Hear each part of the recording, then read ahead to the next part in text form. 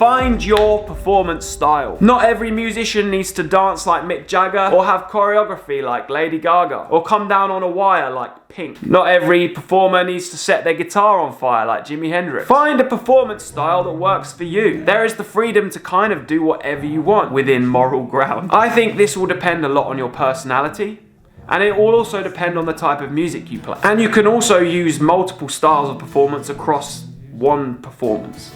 You don't have to stick to just one type. So examples of performance style, let's call it the storyteller.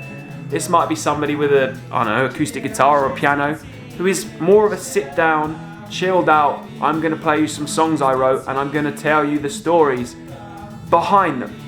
Or maybe they make their set list one big story. This type of performer might not move around so much. Their performance might be a lot more about luring the audience into a sort of immersive experience. Again, I would practice telling the stories to your songs when you're rehearsing, even if it's just to yourself.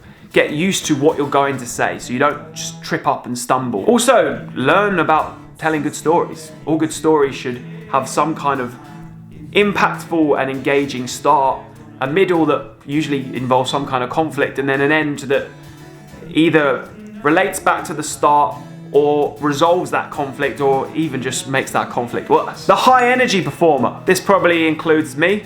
I probably sit in this category. This is somebody that moves around a lot, interacts with the audience. You use the adrenaline you feel as you go on, and you almost get rid of it by being physical.